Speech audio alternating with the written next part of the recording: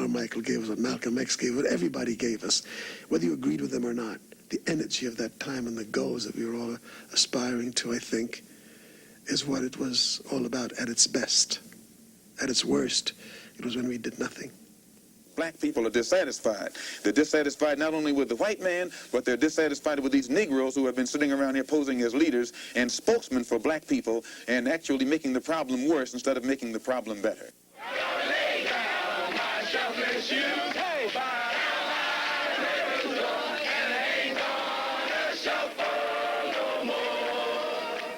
I'm tired of marching. Tired of marching for something that should have been mine at birth. We want change! We want change! We want change! We want change! We want change!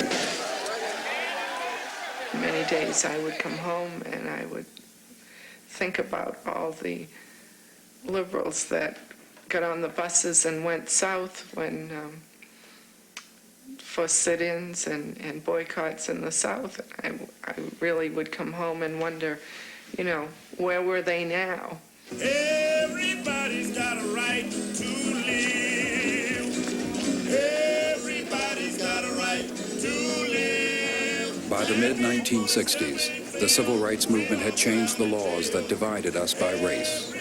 But the struggle for unity was far from done.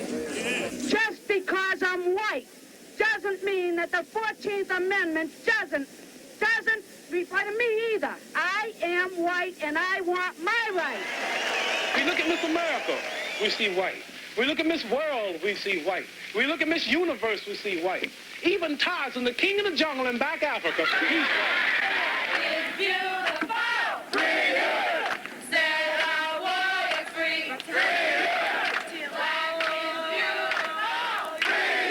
Black Panthers preach every day, hate, kill Whitey, kill the police, kill the pigs, hate, hate, hate. That's all you hear from. We don't hate nobody because of their color. We hate oppression. We hate murder of black people in our communities. We hate the gross unemployment that exists in our communities. We hate black men being taken off into the military service.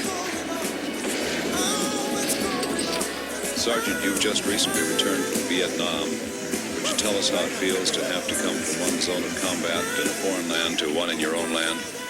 It's not a good feeling, not one I'm kind of proud of. We stand on the eve of a black revolution, brothers. Masses of our people are in the streets. The rebellions that we see are merely dress rehearsals for the revolution that's to come. Are you going to live outside of the American culture? Or are you going to live within it? As long as you stay in America, you've got to conform. What else can you do? This television series chronicles a period of history when our nation stood at a racial crossroads. A time when Americans struggled to define what was truly meant by liberty and justice for all.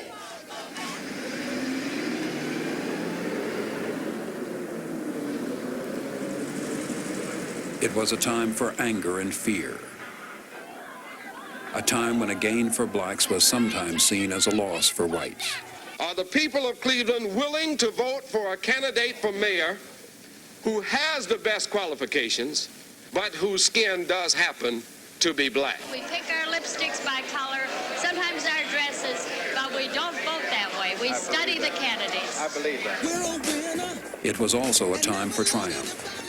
A time when victory blurred the color line. A time when once again, America struggled to be America for all of its citizens. When we come together, what time is it? When we respect each other, what time is it? When we get our self-confidence, what time is it? It's nation time. It's nation time. It's nation time. You could hear reverberating all those pride struggles from the 40s and the 30s and the 50s and the 60s. I mean, came to be fulfilled in that moment of crying that it's nation time. Now,